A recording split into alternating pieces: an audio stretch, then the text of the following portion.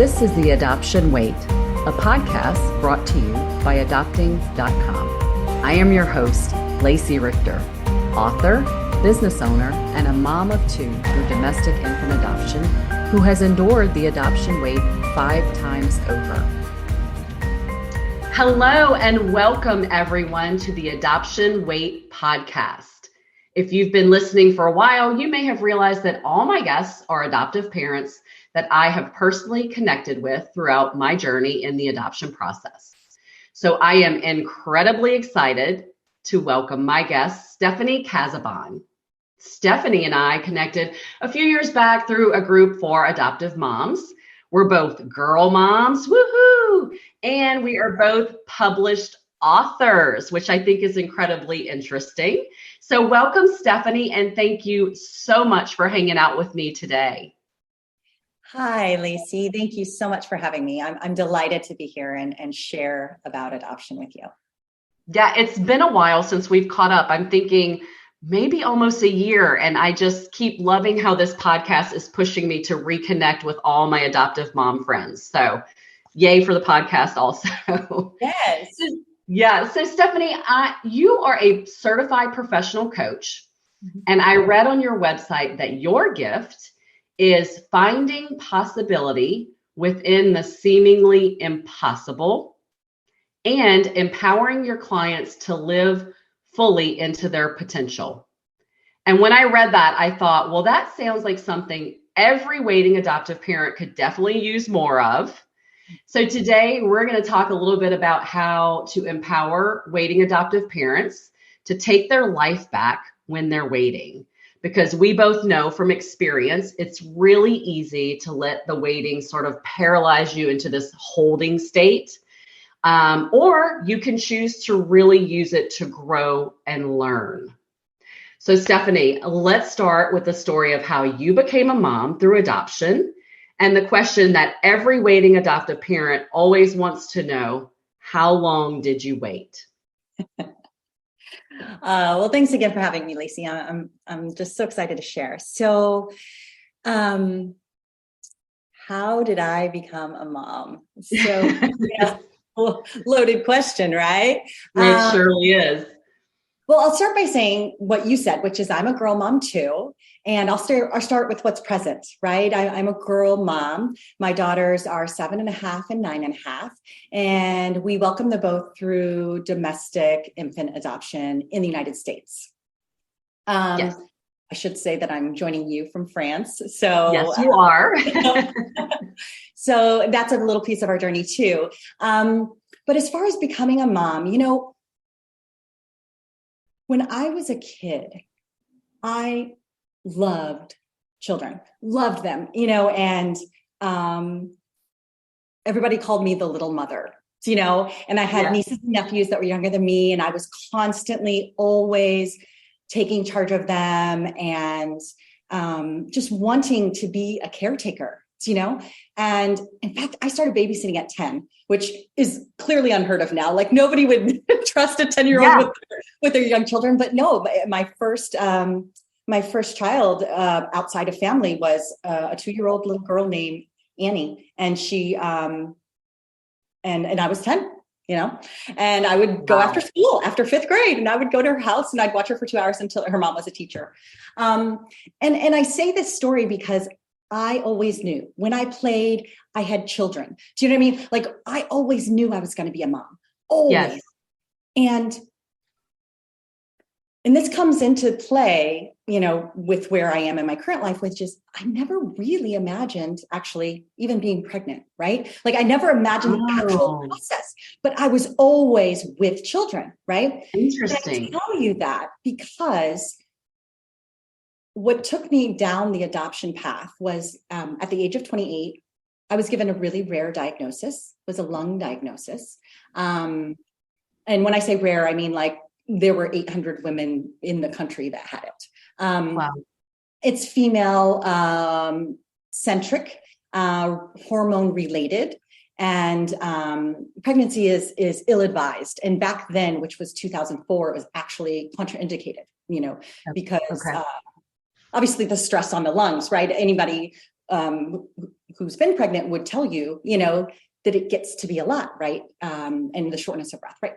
So I skipped past that only because I was said, you know, pregnancy is not really an option for you. Right. At 28, I admittedly wasn't at a point in my life where I was thinking about that. And I knew very well from a young age that like I was going to be a mom, you know? Yeah. And so Yeah. these pieces didn't compute. I didn't know what it meant, but I was certainly like, oh, you know, and at the same time, I was like, well, there's other ways to be a mom. It like immediately came to me, like there's other ways, you know, and so, you know, I put a pin in that because I was obviously dealing with a grave diagnosis, and you know, there was a life expectancy situation that I had to deal with, which I've surpassed at this point. But back then in 2004, you know, they had less information. And so, you know, my path to being a mother really didn't start until 10 years after that, because I didn't know how long, you know, my life expectancy was, in fact. And I know there's other women who go through the adoption process too, after having chemotherapy and other things as well, other challenging health considerations, right? And so there was this piece of like, well, I want to be a healthy mother. Do you know what I mean? I don't want to just be mother, you know, and I want to be around. I want to, you know, and so there was this unknown period. And then once I really, you know, well, I reached that milestone. It was 10 years since the diagnosis. And I thought, you know what? I'm still thriving. Yeah. And at that point, I'd been married like 3.5 years. And when I met my husband, I told him on the first date. Wow. not having children in the traditional sense. And he said to me, before I even shared my visions of non-traditional families, he said, well, perhaps we would adopt. I mean, it's like first date stuff. And you're thinking, this is very bizarre. And I actually really appreciated it wasn't a quip, like a throwaway, but there was levity to it, you know, and I really appreciated that, which is like, you know, life is what we make of it. And, you know, and that's part of the possibility within the seemingly impossible. Like we only, you know, people always say, well, it is what it is, right? Well, sometimes you only see what you see. Yeah. You know, and if we can enhance our perspective a little bit, you know, zoom out and really take in, you know, there's more there. There really is. Absolutely. It's just hard to see it sometimes, you know? Yeah. I love the zoom out thought. Like sometimes we're way too zoomed in to see the rest. Yeah. Yeah. So, you know, so we were in agreement when we got married in 2008, in fact, that we were going to adopt. And it was in the fall of 2012 that we actually moved forward with it. And by that point, you know, surrogacy had kind of made its, you know, at least with my lung condition, there were some women who were pursuing surrogacy. And for me, it just wasn't an avenue I wanted to pursue. You know, my husband and I were on the same page, and we really felt strongly, just like I felt strongly, that I wanted to be a healthy mother and to be there. I also wanted them to know that, you know, they weren't plan B after surrogacy for me. You know, I mean, that was important. And if we wanted to do surrogacy down the road, we could, right? But it was important for us to move forward with the adoption first. And so we completed our profile, home study, everything like November 2012. And our daughter was born in August. No, well, I'm sorry. Our daughter was born in July, and we got the call in August. Of 2013. So we're looking at about 9 months. Yeah. Stephanie, this is so fun. Every time we talk, I realize how much our timelines, how much we have in common and how much our timelines align, because my daughter was born in August of 2013. Yeah. Wow. Yeah. So for our listeners, Stephanie and I didn't know each other while we were waiting. We met after we were adoptive moms, but literally every time we speak, I'm like, we were on the exact same timeline. Yeah. Yeah. Wow. That's amazing. Yeah. Yeah. So What a a 9-month wait for you.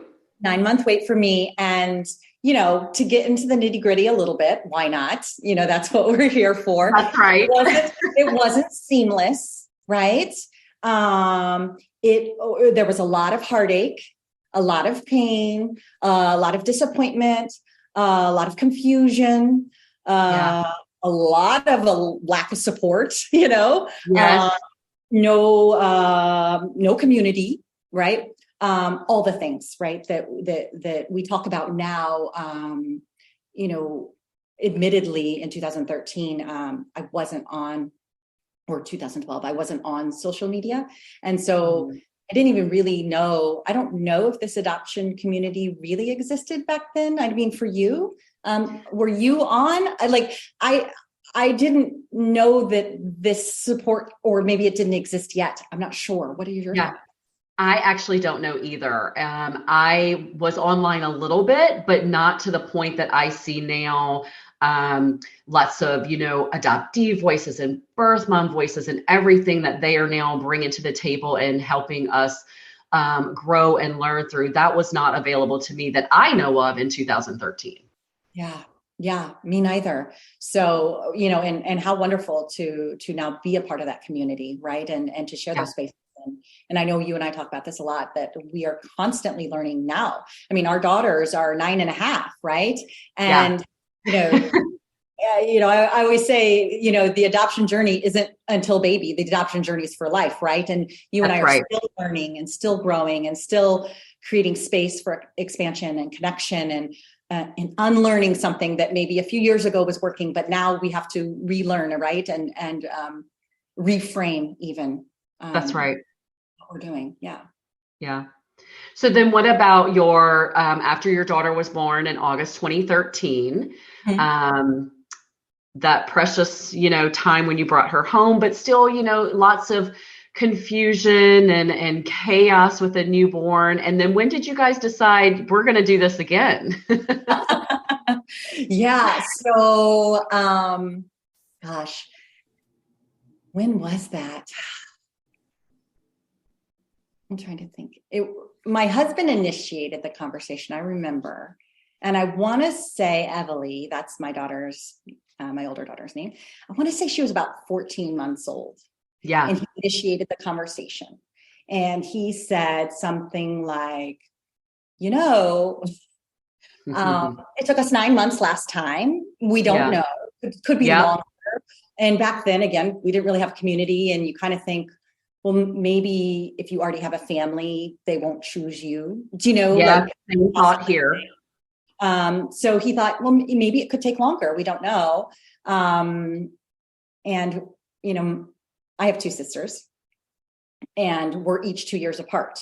And his sister is 3 years older, so I think we both wanted kind of that range, right? 2 to 3 years difference between our children. And so what we did the second time was we actually went straight to the attorney who finalized our adoption. Because admittedly, there was less pressure, right? Admittedly, there was much more of a relaxed approach, right? I think there's this piece about like starting your family. Do you know what I mean? Which the urgency that first time through gets so overwhelming, do you know? Yes. And the learning from that you go into your second or after with, I think that the pressure is less for you to,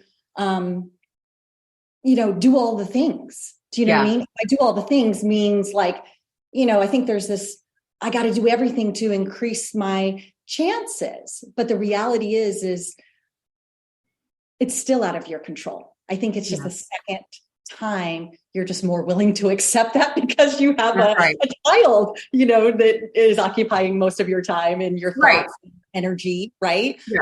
You're a little distracted the second time.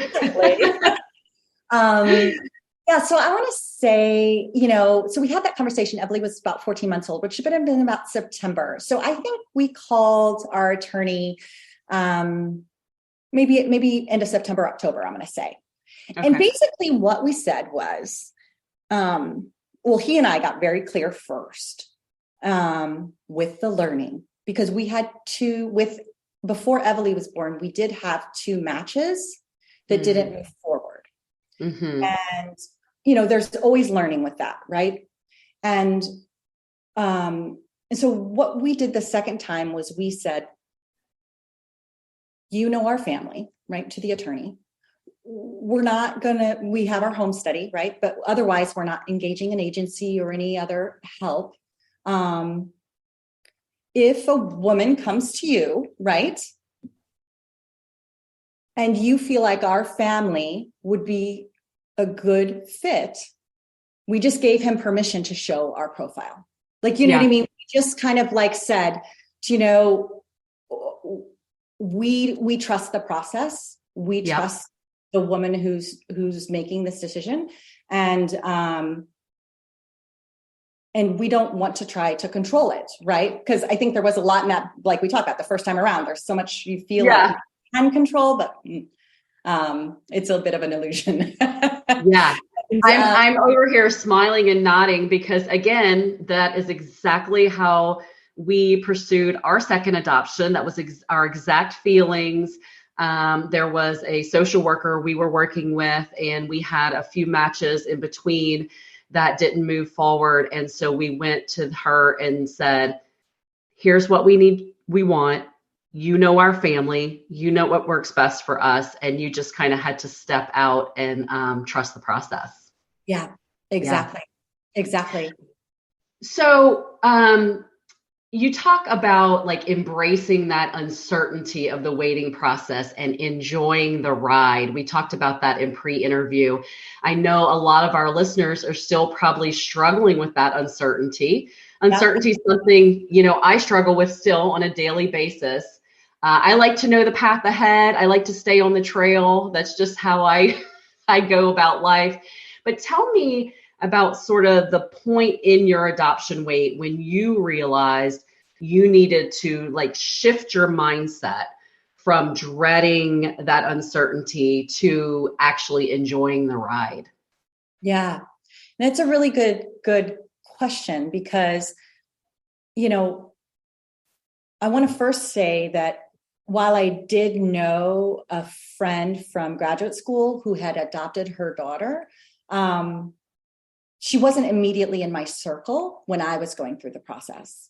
Yeah. And I think it's important to say that I really didn't have anyone to lean on. I didn't have anyone to kind of help me refocus. I didn't have anyone where I could just sit in a room and have a tea like you who could get it. With no words spoken, we know. Yeah. Just the knowing. And I didn't have that the first time around. Right. And so this part about enjoying the ride, in being fair and realistic, I think it's in the second time, right, that I was really able to do, it's I didn't have anybody to give me a blueprint. And I think that's part of, the reason why you're creating this space to have these beautiful conversations, right, is because we didn't have, other parents who were kind of shaping this narrative that is it's really important, fill your cup now, because when baby comes, it's going to be a long time till you get to fill your cup. You know what I mean? That's right.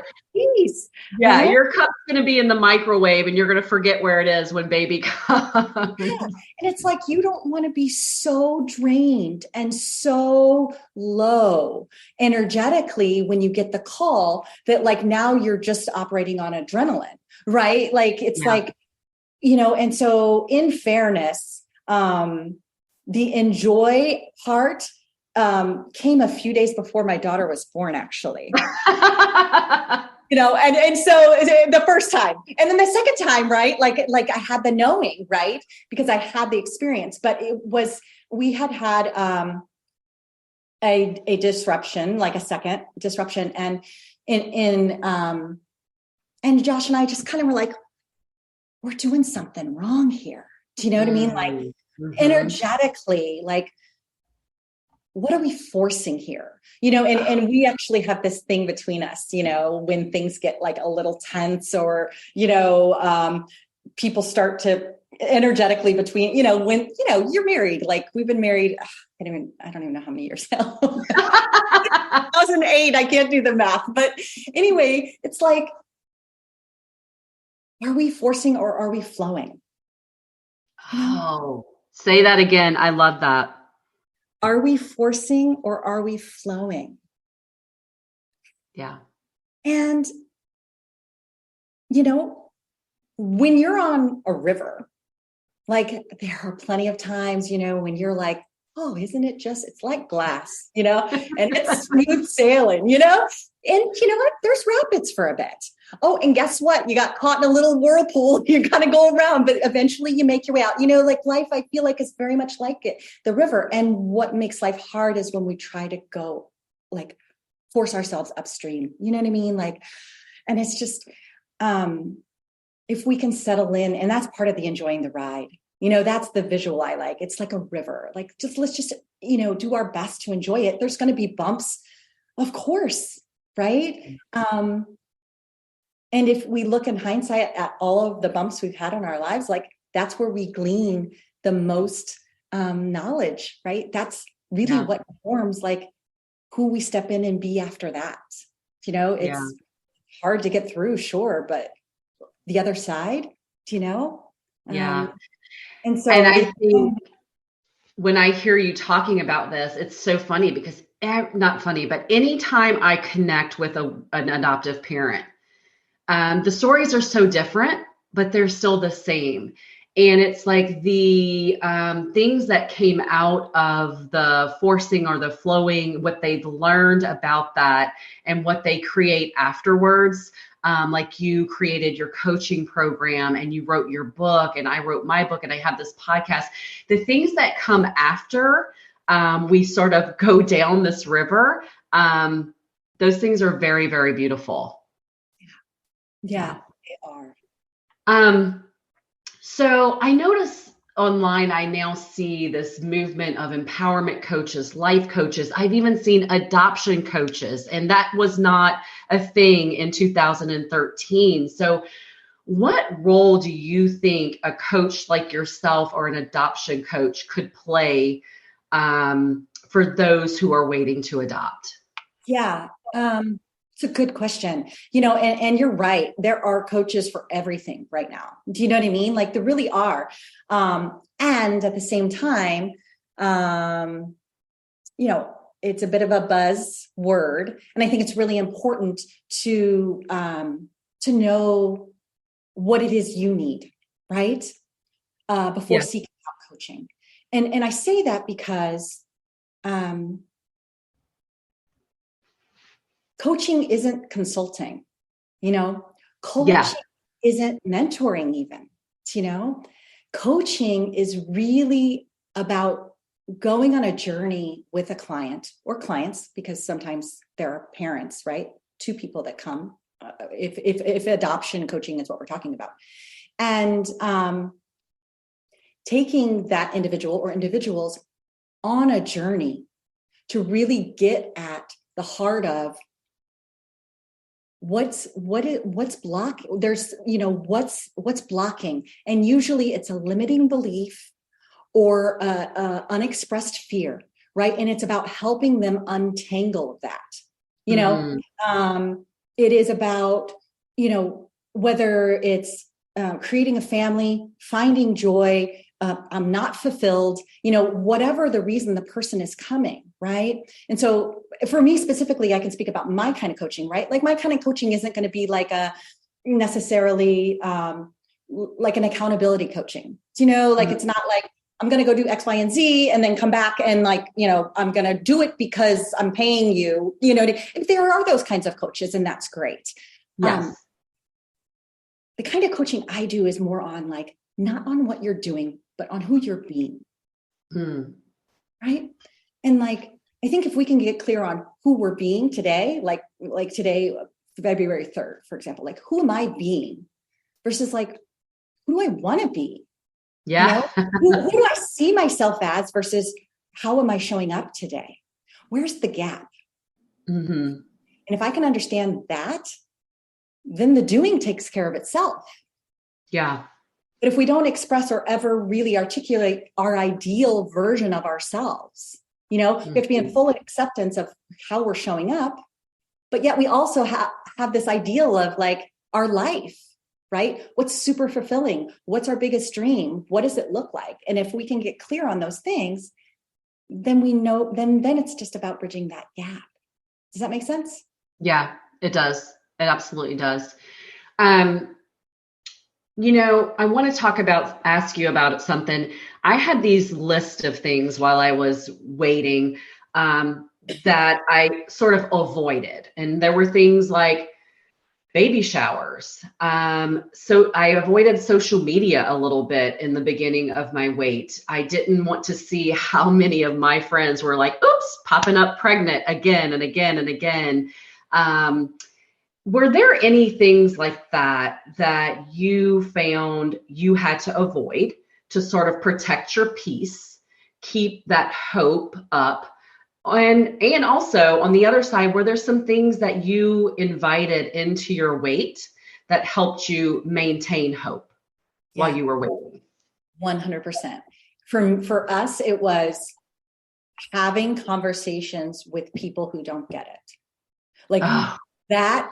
And that we just it was a full stop. Do you know what I mean? Full stop. And it was not about educating. And I want to make that clear because I think, we're in this space, especially on social media, where it's really important to advocate and to have hear in all voices, and I support that. But what I'm talking about is like your personal journey, and like you go to catch up with even your best friend who doesn't get it. And they're, like there's just this emotional drain to even share where you're at in the process, right? And so even your family, right? I just said best friend, but my mother, right? It's just like we had to stop sharing. That was hard, right? That was hard to like stop sharing with your closest people. But the reality was they didn't get it. It moves too fast. The information, the whatever's happening, if somebody's looking at your profile or not. And, by the time you share that and somebody gets back to you, well, it's already been a no and a pass and whatever else. You know what I mean? That's it's just, right. we live it with that person or it's like full stop. Yeah. So in answer to your question of what we did do is we actually sought out community. And now I'm so happy to see that this is happening, especially online. But at the time, I didn't know where to go. And I had gotten a few books, but it was, it was what it was. So the agency who had done our home study in Los Angeles at the time, I called them and I was like, we need a community. Exactly what you're saying. We don't know anybody going through this process. And we need a community. So we actually joined classes with other parents who were fostering. In fact, we started joining the classes just to learn about all things adoption, all things fostering, all things about kids and separation and preverbal trauma and trauma of even adolescents and even young toddlers, right? Like the whole thing. And we were just like, we just need to be in community with people that are going through this kind of daily uncertainty and daily heartbreak in order to create a family, Yeah, absolutely. And so we found that, through that. And I'm so proud of us in hindsight for seeking that out. I was like, what can we do? And I'm really proud that we did that. Some of our most impactful learning came from those classes, Sure, I read books, but like sitting there with other families, going through the process like that was so valuable. Yeah. And I 100% agree with what you're saying. And it's funny because as adults, it's really awkward to try to go out and make friends. It really is. But you've got to put yourself out there. And like you said, like contact the adoption professional you're working with. I know we all have a love-hate relationship with social media, but you can really find and connect with some other waiting adoptive parents on social media. And I highly recommend, I probably talk about this with every episode. If you're a waiting adoptive parent, find a family that you can connect with, because there is nothing like walking alongside someone else on that journey, to help push you along and keep you encouraged and cry with you and laugh with you. And a couple of episodes ago in November, my guest's name was Julie, and Julie was an adoptive mom that we met together at our agency's training. And she lived like 2 miles from me, and she had already adopted once. They had a toddler, and so she was sort of my mentor, and she went through the process with me. And I am forever grateful for her in that process. So I absolutely agree. Stephanie, before we sort of wrap up, I want to talk about your book. And I have it here. No one can see it, but if I share a little video, here's the book. Yes, Adoption is Love. Yeah, here we go. We'll put this one. Hard to stop that. My family takes this book off the bookshelf quite often for reading time. What I love about it, I'll tell you, is the diversity of the characters. Too often I open up books and I'm staring at a lot of white faces, and my family is transracial. My children are Black and biracial. My husband and I are white. I love the diversity in the characters. I love that it includes birth families. I love that it encourages a child to bring up their concerns and their struggles to you, to mom. And I love that it points out that mamas make mistakes, because in our house, Mama makes a lot of mistakes. So thank you for that. I just want to ask you, did you always know you would write a book, or how did that idea of writing this book come to you? Tell us about that. Yeah. So actually I am a writer, and I've been writing for a long time. I actually have a novel that's like been on, my daughter's 9.5. It's been on a slow burn since before she was born. Let's be clear. Oh my gosh, me too. You see, I'm telling you, we are like so connected here. It's so aligned. So writing has always been something like a creative outlet for me that I have enjoyed. But it's always just been for me, right? This was the first published thing that I had done other than like a blog post on my site. And what happened was Everly was about 6 months old. And I had just read a book for adoptive parents. And my heart was heavy, because I was reading a lot about, some challenges that can come up for our children, right? And attachment being one of them, right? Or lack thereof. And sometimes how it doesn't show until later in life and within different relationships and stuff. And I remember looking at her, and I just wanted her to know, that I'd always be there, no matter what, no matter what. And I actually wrote a poem that day. And so I wrote a poem for her. She was 6 months old, and I slid it in a book for her. Do you know what I mean? And like that was it. You know what I mean? I just wrote it for her. She would find it someday. She would know it's for her. And so no, it wasn't a book, but those 4 stanzas, my book is in rhyme, as you know. And yes, I love. While the book isn't the poem inspired the book, right? And so when my younger daughter, Willow, when she started preschool, she was 3 years old.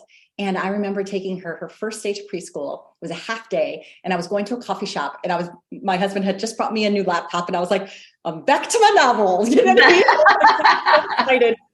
Like Willow's 3, Emily's 5. I'm like 5 years later, I'm back to my novel. And I sat down, and it was like a blinking cursor. And all I could think about was Willow and Emily, of course, and my girls. And oh my gosh. And I hope they're doing okay. And I started just thinking about this idea of like, how do I reassure them? How do I know? There's the kissing hand. I don't know if you know that book, but it's about the girl kisses the hand. And I had read that to Willow before she went to preschool. And I don't know, I just kind of started thinking about that and I just started writing that day. Willow's first day of preschool. And I pulled out the poem I'd written for Everly and I looked at it and, specific to her, there were certain things. And I was like, but now there's Willow, right? Because when I wrote that, Willow wasn't born yet. And so I started thinking about it in broader terms. And just like you said, it was so important for me to reach moms, right? Because that's what I know, right? I'm not equipped to write a story for fathers and fathers' feelings and like all the things. And, a lot of books at that time, and remember, this was like 2017, what I was finding were very specific stories, right? Mm-hmm. When I saw you in the hospital, blah, blah, blah. Well, with Everly, we didn't see her at the hospital, right? And so one time I read her a story like that, and I remember she kind of asked me about it, and it started all these questions of like, it was actually fear. Well, who was with me? And, right? Like very real. And I was like, oh gosh, and so for this book, I was like, I want this to be like, whether you find your children through, a fostering situation that turns into an adoption situation, whether you go internationally, whether it's domestic, whether it's, step parent adoption, right? Yeah. Or another, like, I just wanted it to be able to be about a mother and a child. Yeah. Right. And that love that is there no matter what. Right. Yeah. And the theme, like we talked about at the beginning, that the adoption isn't just the piece till they get to us. Right. That's right. It's for life. And some of these questions and some of these concerns, right, they may not come until later. Right. But we're here and we're open and we want to have this dialogue with them and answer any questions they have and support their feelings and encourage them to go out into this big, beautiful world.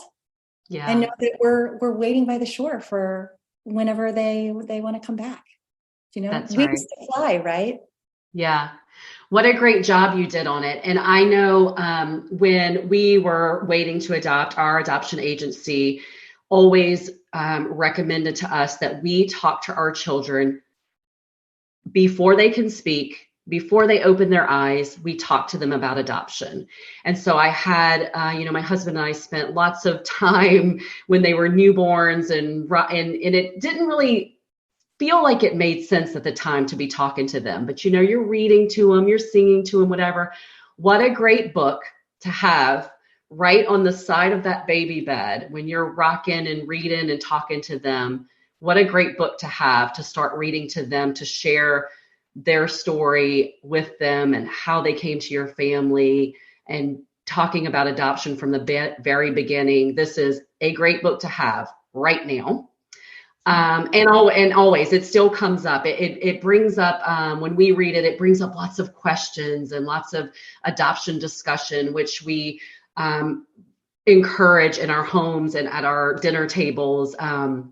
So I love your book. We're going to be doing a giveaway for your book on our Instagram page. If you guys are listeners and you're not following the Adoption Wait Instagram page yet, go and do that, because we're going to share a giveaway for Stephanie's book. And we're going to be sharing, you'll know when all the episodes come out. And Stephanie, let us know, because we're going to wrap up soon. Where can we find you online? Where can we find information about you? You can find information. The name of my children's book is Adoption is Love. And so it's adoptionislove.com. That's where you can find information about me, the book, my coaching, all the things. And then as far as the book goes, it's literally available everywhere books are sold, right? So you can get it on barnesandnoble.com. You can get it on your favorite bookseller in town if you want to support, small shops, and, you just tell them the book and I'm sure they can get it for you. So perfect. Thank you. And so before we wrap up, I always ask all my guests, can you share 3 practical tips for those that are waiting to adopt? Something they can use, they can start doing right now to keep them hopeful and living and enjoying that ride while they're waiting? Yes. Okay. I'm going to give you the first one's the most fun, which is make a bucket list, right? Or make a dream list. Like what's your biggest dream, right? Mm-hmm. Like, what is it? Like, get clear on it, right? Before your child arrives, right? Know what it is, really. That's right. And it could shift later, and that's okay. But like, give yourself permission to dream big, right? Yes. I think that would be number one. Number two would be, I would say, I think the question of, if I wasn't going through the adoption process right now, what would I be doing? Ooh, that's a good one. So as you notice, like, these are kind of coaching questions, right? Yes, I have noticed. Tips and action items, but they're really coaching questions. But I think that they're really powerful because it gets you to think. And it's just like, and then the answer to like, what would I be doing right now? Then the next question, the follow-up would be, and what's keeping you from going forward, right? So I think I would love to have heard that, because I think sometimes it's like, oh, self-care, which is fine, but it's in the immediate. And I think we were talking about, like, our cup and really filling up and really tapping into our soul and things like that. And the third one is going to be the most challenging question, but I would say, sit with yourself and ask yourself, what does your future child most need you to learn right now? Ooh. And then go do that. You see, because coaching is about tapping into you. Your answer to that question is different than my answer to that question, which is different than this other person. But we all have an answer to that question. And that's what's beautiful, right? We all have something that we could go learn. Yeah. Yeah. I love that. I am going to put those 3 in the show notes. Okay. And then I did forget to mention, you sent me a document, a download that you're going to have available on your website. And it's 3 must-haves for a healthy adoption journey. I love it. I think it is, every waiting adoptive parent needs it. So we're going to put that in the show notes so they can go get that from you. And we'll also be sharing some of that on our Instagram page. So listeners, be looking out for all of these resources that Stephanie is providing for us. And we just want to thank you for your time today. I know this is going to be a great episode, and our waiting adoptive parents are going to be very encouraged. So thank you to Stephanie so much. Oh, thank you, Lacey, for having me. And thank you for inviting me. It's been such a pleasure to get to know even more about your story too. Yes, thank you.